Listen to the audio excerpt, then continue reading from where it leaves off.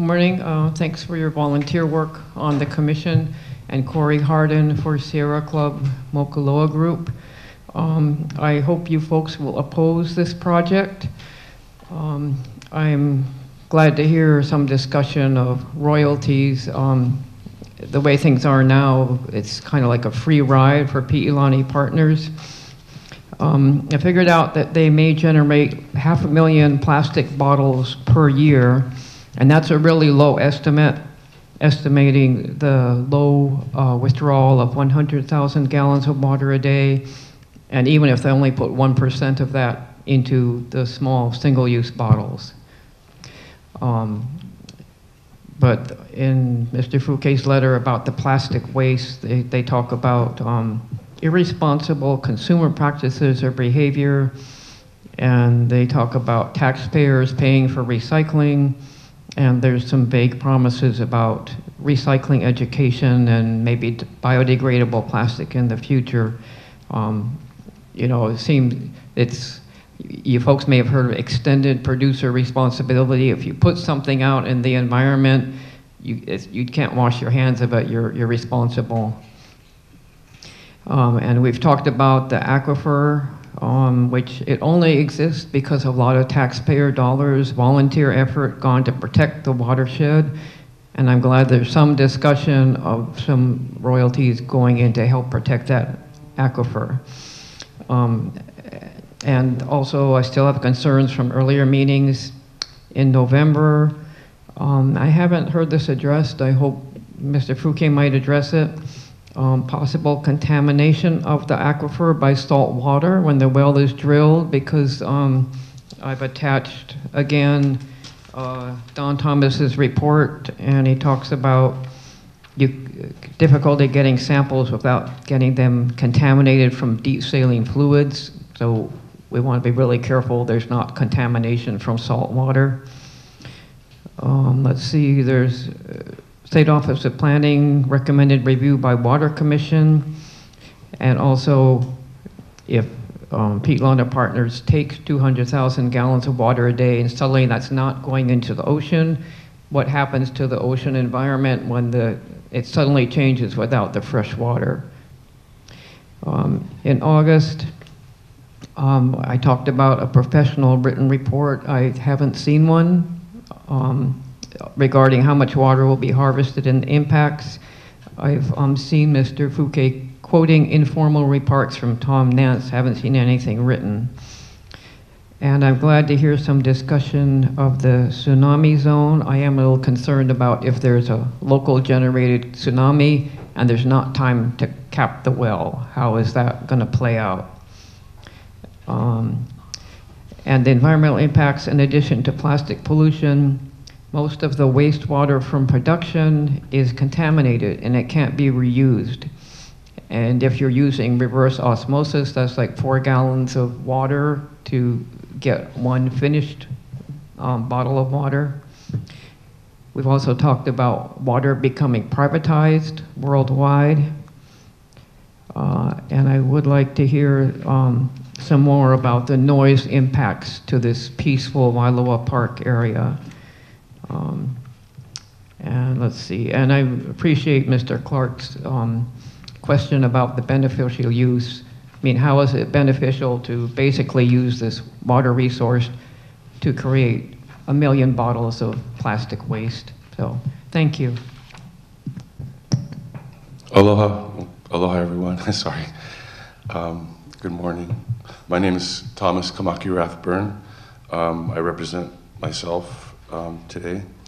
I have prepared a written email, a written statement that I actually emailed to you folks, I think yesterday, but I'm gonna go ahead and read it. It was created in September, so if there are any inaccuracies in here or anything that I may have stated that is not correct, I'll just say that I'm telling the truth and just reading what I wrote. I'm not intending to mislead anybody. So thank you for your time. Thank you for all your work that you guys are doing. We appreciate that very much. Aloha mai kako. As Hawaiians, we have always been open and generous people. We are known in every corner of the world for a priceless resource, the Aloha spirit. We have shared all that we have, even when much of that has been stolen, abused, neglected, and sadly desecrated. We continue to share in spite of those who would ignore our feelings. Many stand and watch the destruction of our islands, precious sacred sites, our land, resources, and tragically our culture. Here, many revel in Hawaiian practices, in our art and culture and language, even taking Hawaiian names for themselves and others.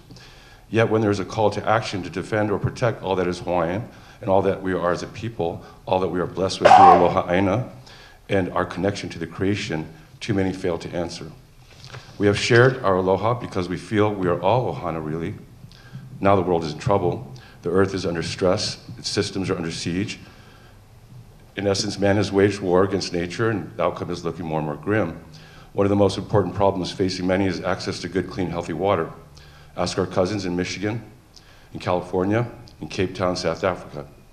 Just to name only 3. The sequestering, controlling, and marketing of water is an abomination and the greatest crime one could commit. To put a price on a drop of water is wrong. To deny living beings their own clean waters to deliver elsewhere for profit, is beyond sinful. Water is not a commodity to be traded or sold or manipulated for market value or for political control. Water is priceless. I hope you will join us, Hawaiians and Hawaiians at heart, in protecting our water for what it is worth, life. Mahalo for taking the time to listen to this. Hawaiian water, a priceless resource. Let's see. 2 foreigners, Johnny Chung Ching Fu, I hope I pronounced it correctly, and Keizo Horikita, who represent, who knows, I don't know, themselves, Nestle's, an investment group maybe, I don't know.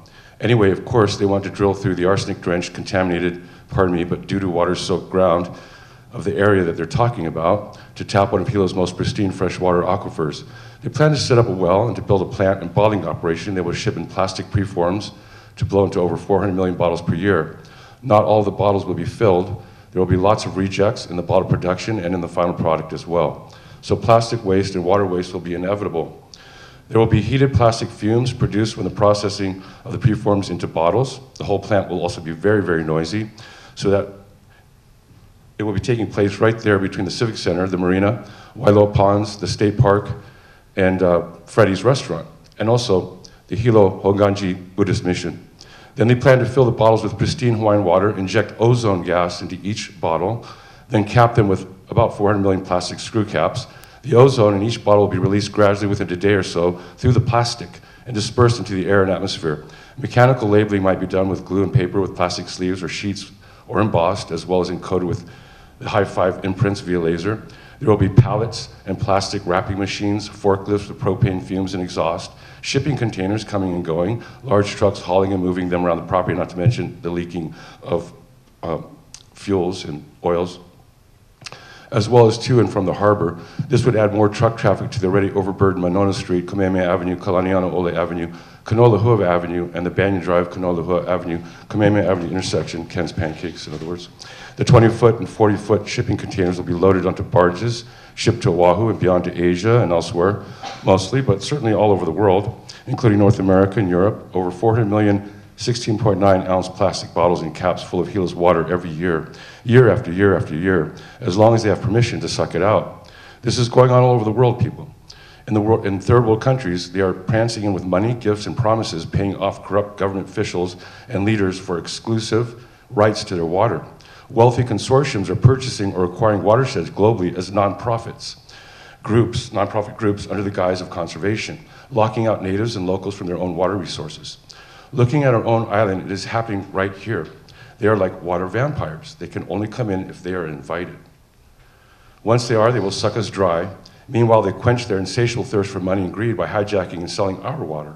I repeat, our water, not the counties, not the states, not the feds, ours, yours and mine, and all the natural systems, as Corey mentioned, and processes above and below that depend on our abundant, clean, life-giving waters to function and survive. They will inevitably pull permits to expand output and production once they are established. With only 8 employees, which barely covers staffing and skeleton crew, the administration positions rather, and skeleton crew, It looks to be a very highly automated operation. The state and county will receive some residual benefit in fees and taxes, but hardly worth the impact with zero benefit to our community. We know how the county and state manages our money from the recent Kilauea eruption crisis. $12 million in emergency relief came to the county to Mayor Kim from Governor Ige and the state in early June. $12 million relief for direct relief to the victims of the eruption, I wanted to say. In early June it arrived. Zero was spent on one single meal, mask, tarp, cot, candle, tent, shelter, propane stove or tank, battery, flashlight, rain poncho, Band-Aid, umbrella, can of beans or bottle of water, an aspirin or even a single raisin for the evacuees in the affected community. Not even one single cup of hot coffee for one of the evacuees who were sheltering in the Pahoa Gym, baseball dugots, and surrounding parking lots, pardon me. Nope, but it did cover payroll of salaried county employees at time and a half for their overtime as civil defense volunteers. It also went to county police and county fire department for overtime pay. So since they seem to think we don't matter or don't exist for that matter, we need to be ready, able, and willing to send a clear, strong, loud message of solidarity. The elected officials at all levels that are representing this area of Hilo are pro-business, which is fine, it's okay, that's good, but not so pro-people and community and environment, and that's not okay. Clearly, in retrospect, they have already proven themselves unworthy of our trust. The discussion should be how to spend the requested, this is when they were talking about $800,000 in relief, okay? So the requested $800,000 in Kilauea recovery funds, like to create what is a realistic— Excuse me, yes. Could you just restrict your comments to the issue before us today rather Yes. than trying okay, to well, you get the picture on that, rehash so I'll go past that. So anyway, what I wanted to say is, in essence on that, is just that basically the money that was intended for the community's relief did not arrive to the community, but rather to other entities. Anyway, so I'll just go back down to where we're talking about. Okay, so instead they permit this evil, greedy private venture that will be busy sucking out our greatest natural and public resource nonstop year after year. Meanwhile, they have the audacity to consider diverting $22 million in Kilauea disaster recovery funds to Hilo Bayfront improvements for a bike path. So it's time to come together and protect ourselves, our resources, and I'm talking about all of us, not us and them, all of us together, whoever we are, that live here and drink this water. Our resource and all our future generations here in beautiful Hawaii. It does not take a kahuna or rocket scientist to see the big picture. Calling all water protectors, and that's all of us, because we all need to protect the water. This is very much all of our kuleana. If you believe in protecting our island, its inhabitants, and precious resources, please get involved and do something about it and let people know how you feel. And so that's what we're doing today, and we appreciate what you guys are doing as well. Talk to each other, inform your families, etc. I'll go on past that. You guys need to hear all that. We just want to say that I want to stand along with others for the Wai'ola, for the sacred waters, the waters of life that belong here in this area. For the children, for ourselves, and for all our future water, because water is life, and don't waste it, don't foul it, and never allow anyone to own it or prostitute it, such a divine resource. Water is sacred, and we are made up of mostly that, which we should be defending with everything we have. Before we have nothing and are forced to beg for safe, clean water, to put it simply, this is a terrible deal unless you are two foreigners with nothing to lose and all our water to gain. I'm sorry, but I cannot accept this as a community member, and would appreciate if you guys would consider the more poignant points of my message. Thank you so much.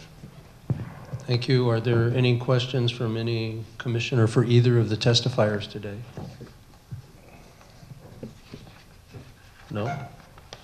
Thank you very much for your testimony. Is it always this empty?